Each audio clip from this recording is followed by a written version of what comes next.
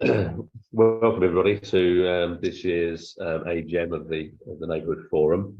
My name is David Lovis. I'm currently the Vice Chair of the Forum, and in the room with me I've got, although you can't see them at the moment, I've got Pamela Glover, who's the Secretary, and Denise Lewis, Treasurer, and on the line is Richard Hutchinson, our Chair. Just a few housekeeping things before we kick off. As you'll have seen, we've started a recording. The main purpose of this is to help us create the minutes from the AGM, and we may well afterwards, there's nothing particularly contentious here, we'll put it on, may well put it on the website for people to view afterwards. If you have any questions, then please use the chat function, and the chat is also captured as part of the recording, and it's great if everybody other than Richard could keep their video and microphone turned off unless asked to unmute during the meeting. Moving down the agenda, apologies. We've received a small number of apologies, so I'll just read them out in no particular order. Yvonne Lovid, Nick Sanderson, Councillor Helen Skinner, Councillor Eileen Atherton, Paul Waters, Ian Ward, and Councillor Eric Kerry. If there's anybody that you know who's given apologies, or rather who should have given apologies but hasn't, then please just enter their name in the chat box if there are any. Thank you. Minutes from the last general meeting, which was held, the last AGM, which was held on the 7th of October 2021, were circulated in advance, and the votes cast on those. So there were no votes against, and so with 4 proxy votes cast by Richard as the chair, the draft minutes have been approved unanimously, and we will now update the status of those minutes on the website, and make those available as soon as possible after the meeting within the next few days. Just to say that the small number of actions from that last set of minutes were all completed, so there's nothing outstanding from those. We weren't notified of any matters arising from those minutes, but if there's anything that you've thought of since, then please add that into the chat box, and we'll pick those up at the end of the meeting.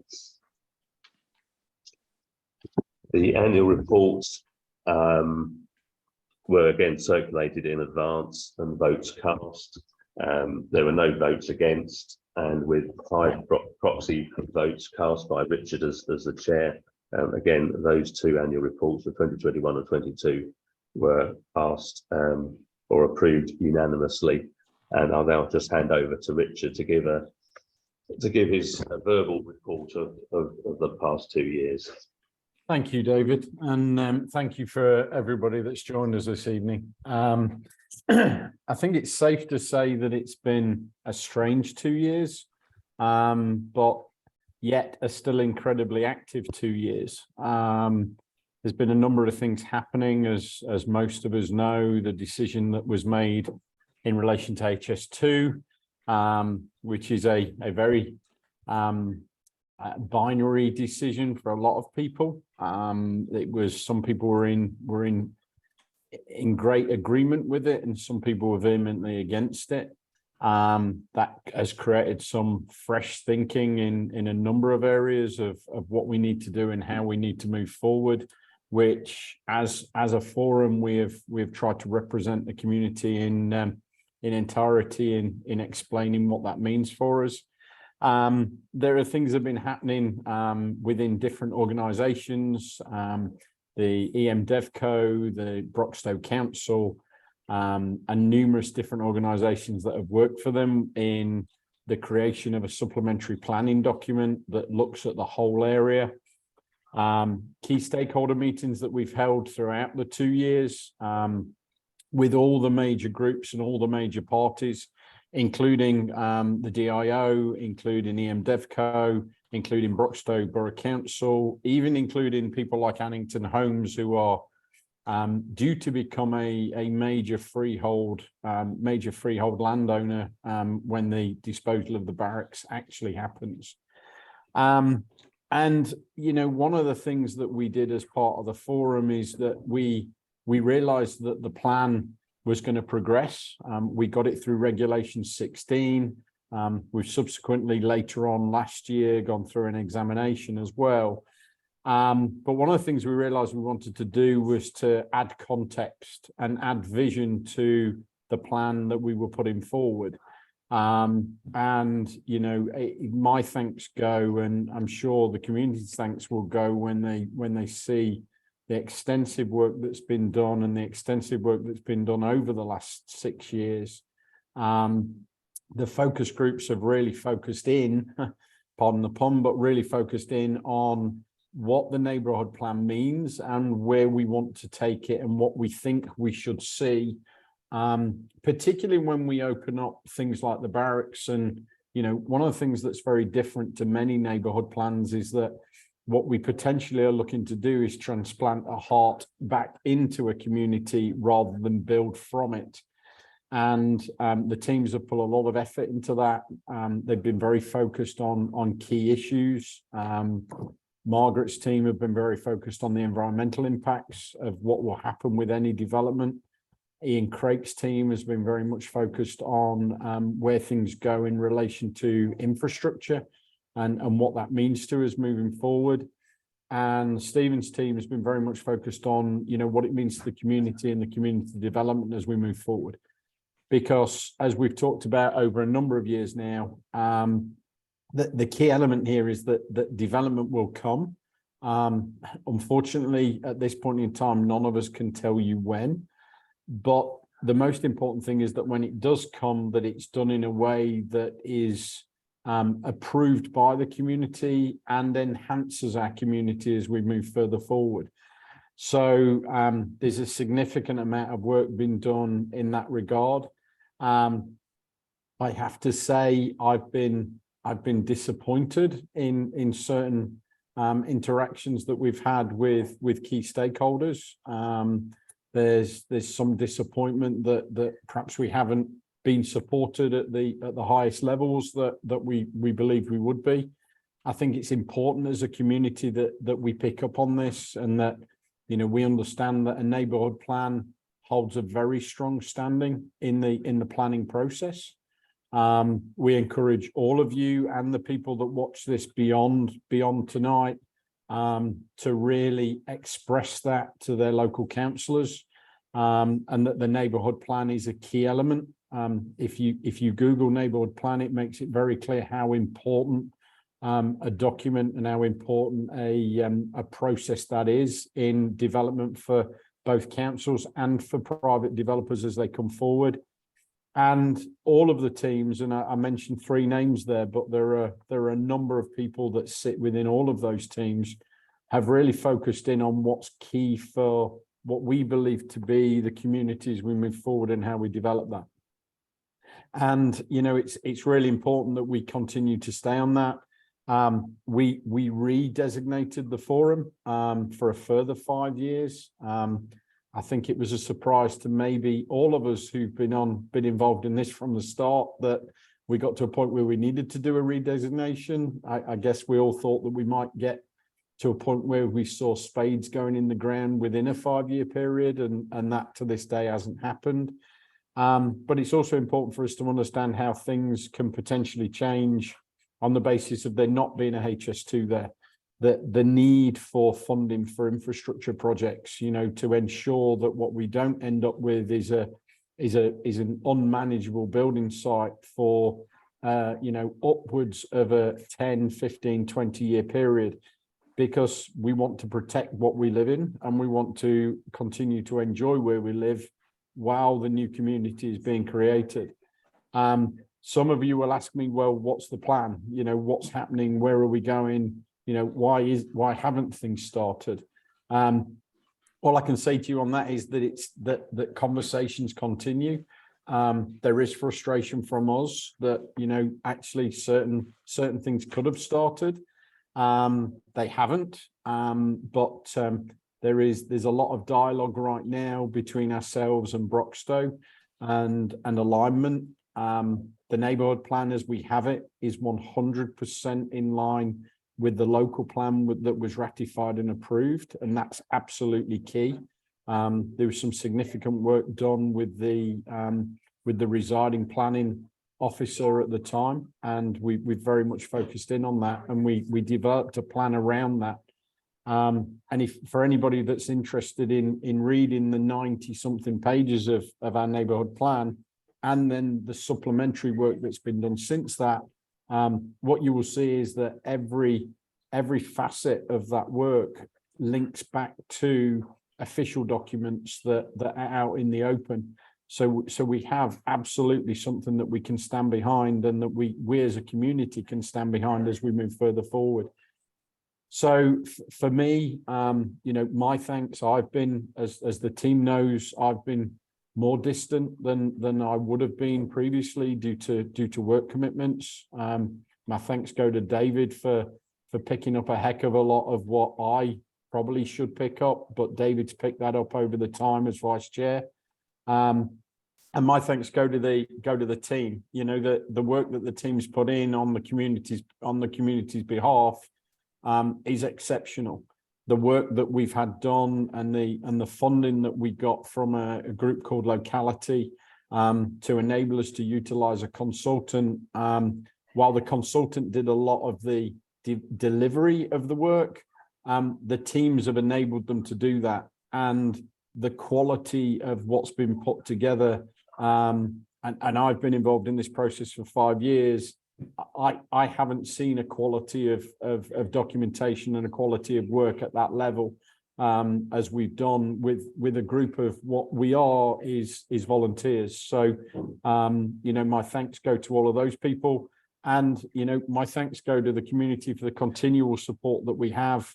And we need your continued support so that we can get ourselves to a point where the neighbourhood plan gets across the line, and we have a document that we can hold people to. We can hold developers to it. We can hold planning people to it. We can hold councils to it, and we can hold all of the stakeholders to it. So that's it from me right now. I'm happy to take any questions if there are any, but I'll pass you back over to David. Well, thank you, Richard. Perhaps if there are any questions for Richard, if we type them into the chat box, and then we'll pick them up at the end of the meeting. I didn't know, Richard, whether you wanted to say anything, not about the examination hearing itself, but the outcome from it, and where we're at the moment. Yeah, absolutely. That as well. But. Yeah, absolutely. So we went through an examination hearing. I felt that the team, and there were 5 of us present at the examination around the table. I thought we presented it very well. I don't think we were under any illusions that we were going to get it approved straight off the bat. There were always going to be things that needed to be brought up. There was some disappointment, and I hear this. I'm happy for anybody to hear this, that unfortunately both our councillors and our officers didn't have the knowledge of the local plan that they should have had, because of our plan being absolutely 100% in line with the local plan. It isn't fully in line with what they've created since, which is a supplementary planning document, but it doesn't need to be. A neighbourhood plan sits above that, and we're in a situation now whereby the examiner has asked for Broxtowe and the forum to come together to basically create a consensus and an agreement on a number of policies. But what I will make clear is that there will be a number of things that we do not believe need to be changed. They are absolutely key to the community. They're not outside the scope of our remit to deliver as a neighbourhood plan. And we will be keeping the community as a whole fully updated on what happens with that as we go through a strategic dialogue with Broxtowe over the coming weeks, to get ourselves to a point whereby we feel that we've made as many changes as we need to make in the neighbourhood plan, that we then put forward to the correct bodies for adoption, well, for approval, for referendum, and then for follow-up for adoption as well. Thanks, David. Okay, thanks again, Rich. So yeah, we've started that process this week. We've had a series of meetings with forum members, with another locality appointed consultant to help us deal with the examiner's modifications that she suggested in her report of the outcome from the public hearing examination. And so we're just, as I say, we're working our way through that. Broxtowe have produced a track changes version of the policies section of the plan for us, which was helpful. That highlighted the changes that the examiner recommended, and we're just working our way through that this week. So we'll finish the policies section off tomorrow, and then we're meeting with Broxtowe on Monday to look at what differences there are between what they and the examiner have said and what we think could go in, but we'll need agreement from Broxtowe, and then ultimately from the examiner as to what she thinks. Now, you may have seen already that we've put the examiner's report and a letter that came out after the hearing on the website, so all the detail is there, and there's quite a lot of stuff to work through, and it's given us quite a tight deadline of the 3rd of February to have done all of that. But I suspect we'll be needing with Broxtowe, we may need to go back and ask for an extension of that because there's quite a lot of work to do. But we'll keep everybody updated. I was just going to pick up on Rolf's question for anybody who's not seen it. Rolf's question: do you have an anticipated timescale for that process? David's absolutely right. The examiner put a 3rd of February date on that. Now, what I will say on that is that we waited, and Broxtowe deliberated for many months over getting us to this point. And you know, I've expressed my concern that all of a sudden they now want it all completed in 1 month. And I know that David and the team are working along with our mentor at locality. But if my opinion is that, and we need to explore this further, but if we need more time to make sure that this is done right, then that time will need to be allocated. This isn't a case of racing to get across the line just because we want to hit a date. It's very important that we make sure that we get this absolutely correct. And all of the team have been very fastidious in reviewing documents, in reviewing what's been done and how it's been done and how it aligns with things. And, you know, I, along with the whole of the team, really will not accept it just now being shoehorned across the line to just meet a time scale that somebody wants to meet for whatever reason. So, Rolf, I can't give you an exact timeline. It's in our interest to get it over the line as quick as we can. But I want to make sure that what we do is done correctly. And, you know, we are a group of volunteers, and, you know, we need to make sure that we've got the right amount of time to review these things and get them right. Yeah, just to say that the locality appointed consultant will also help us through those meetings with Broxtowe. So as a facilitator, a moderator, whatever you want to call it, will help us to get through that process. How long that will take, we don't quite know. Then it's going to have to go out to a local referendum, which may have some difficulties as we approach the May elections, with a period of purdah, whether it will go before or after that. So it's a bit fluid. It's so once we know more, we'll update it through the usual posts and on the website. So we can't give it, as Richard said, we can't give a definite timescale for this, but we would hope it would all be referendumed and adopted by the summer. But whatever that means, we'll have to wait and see, I'm afraid. Any further questions, of course, please add them to the chat, and we'll deal with them at the end of the meeting. So moving on along the agenda to the accounts. Again, these were presented and circulated in advance and voted on in advance. And again, there was no votes against. And so with the 5 proxy votes cast by Richard in favour, again, the accounts have been passed unanimously. But I'll now ask Denise to do a bit of a verbal update on the financial reports for those 2 years. You want to unmute and We're unmuted, yes. and video. Okay, thank you, David. And good evening, everyone, and thank you for attending. Now, start with December, the accounts for December 2021. So the exciting thing in this year was we got a very large grant of almost 50,000 from the locality to do a neighbourhood development order. Now this mainly related to the Chetwynd Barracks area. This is really exciting because we engaged consultants, architects to do this, and the work that they've done is stunning. It's really extremely good, and they've worked over and above what they've been paid for. It's really excellent work.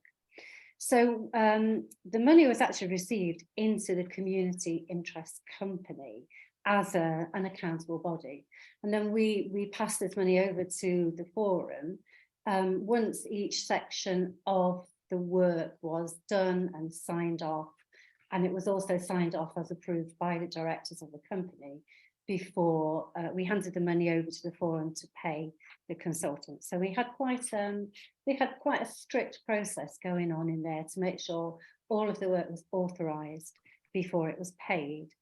At the end of December 21, we had quite a lot of the money still left, but the grant actually went up until the following March. So we carried that over in the community interest company, and then we've paid the final amounts over to forum before March 22. So at the end of 21, we had a reasonable balance still in the forum accounts, in the bank account, some of which was still held over from a councillor's donation for specific purposes, and that's still held over now for some specific purposes when we can get around to spending that. So to come on to 22, obviously we put all these reports out in the middle of December, so we hadn't reached the actual financial year end. So the figures were just done up till the 16th of December, but in actual fact they are just the same. We didn't have any change to the figures then. Now in 22 we also received another grant from locality, which again was accepted into the community interest company and paid over to the forum. This has to be spent on the things that you were given the money for. It's quite strict. And most of it we're using on IT costs, particularly things like the Zoom subscription. We have website costs, SLL certificates and domain names and things like that. Now this locality grant is the last of the money that we're entitled to from locality as a neighbourhood forum. So after this, we're going to be thinking about where the next money is coming from, really.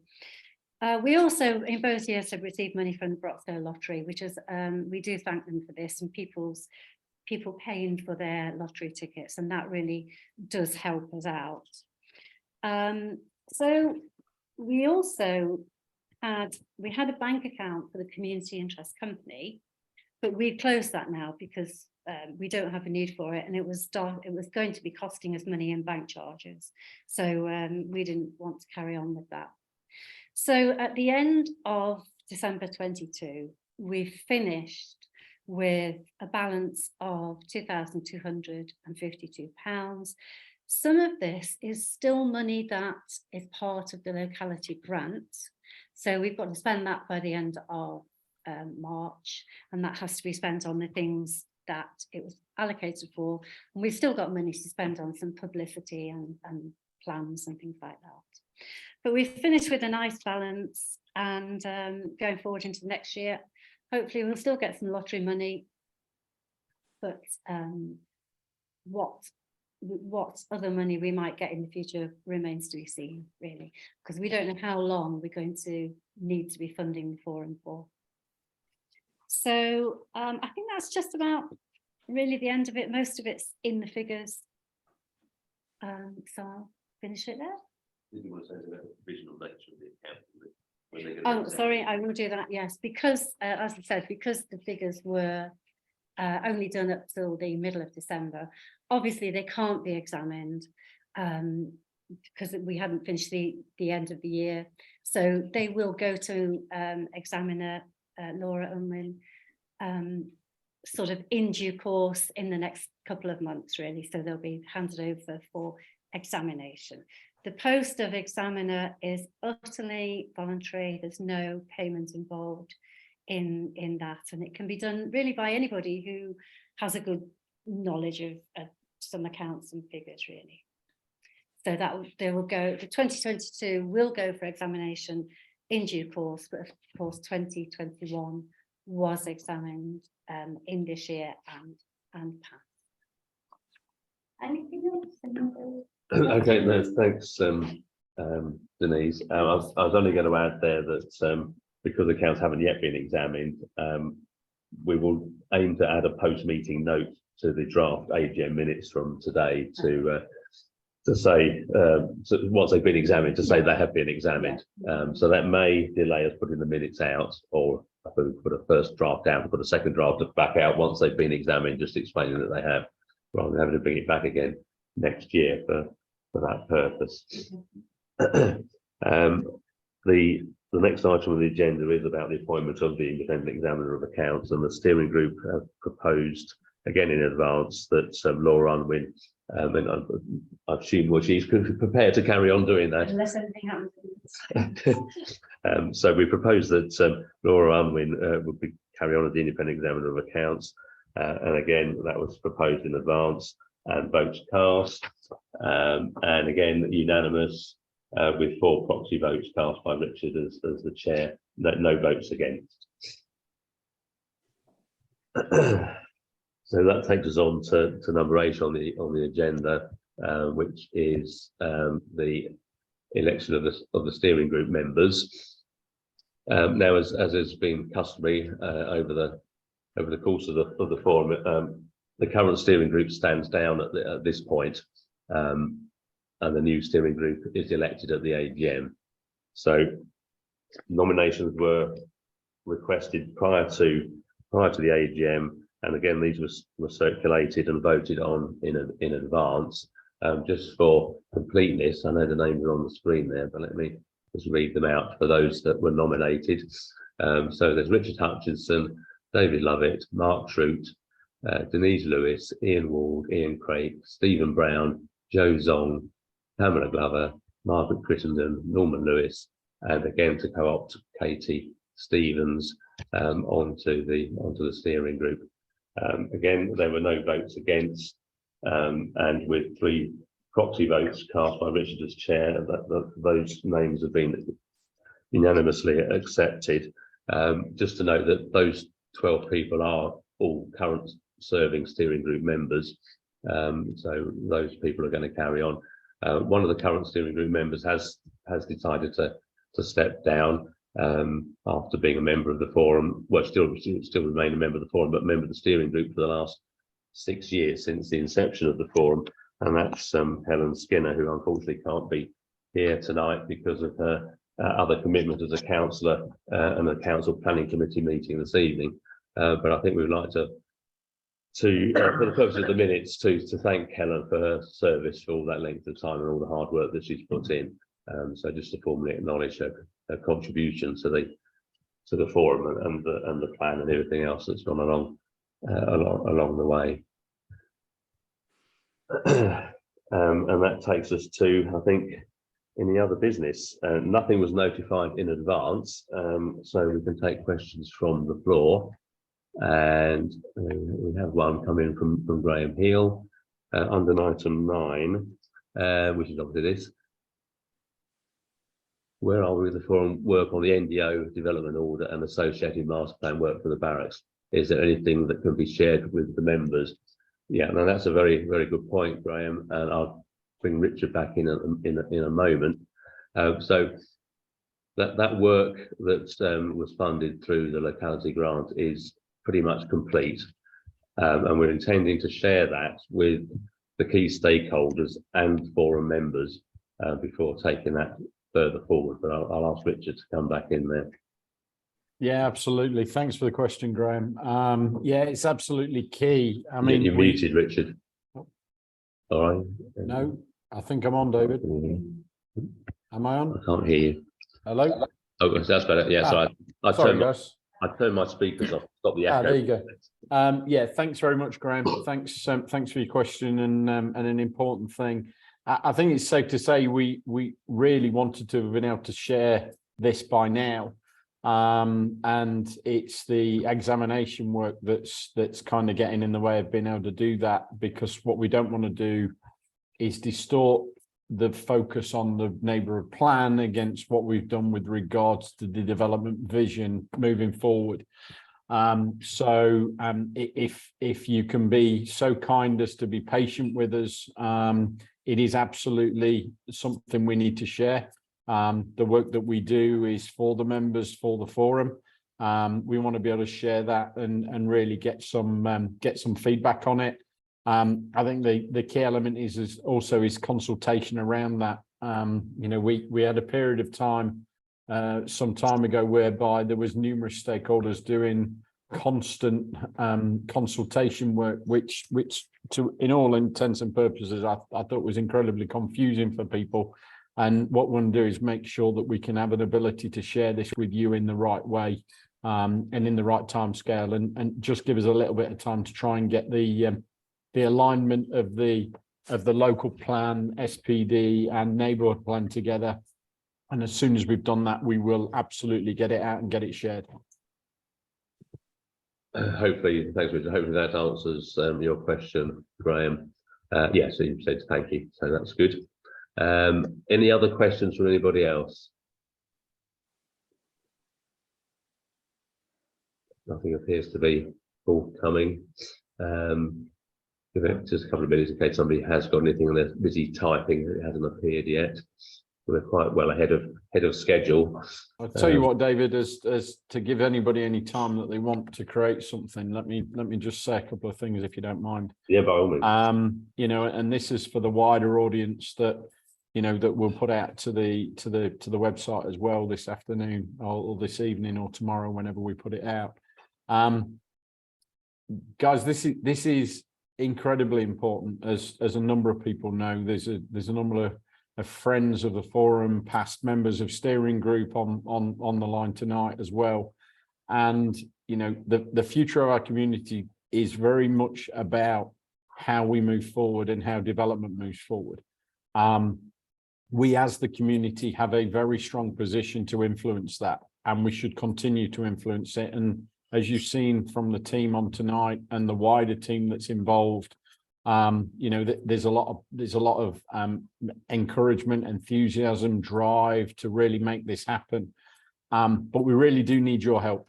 We really need your support. We need you to be contacting your councillors to ensure that they understand that the neighbourhood forum and the neighbourhood plan is an important thing to them, not just us. And that the delivery of the neighbourhood plan allows for a development to come forward that is in line with what the community wants to see.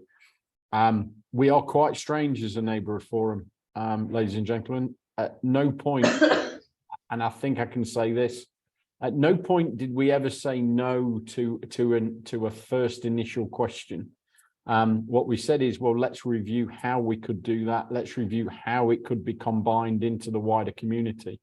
And our focus has always been that we will see development. We will probably see significant development within our area that will make our area look very, very different in the future. But what was always key is that when we got to the end of that development, that what we saw was something that enhanced our location and didn't detract from the nice and great place that we live already. So please be vocal. Please be out there. Please communicate with all the people that you can, all the councillors, all the officers that you know, your county councillors as well, in showing support for the neighbourhood plan and how we move it forward. And through that messaging, it will direct people to support it and drive it further forward and enable us to get the neighbourhood plan across the line.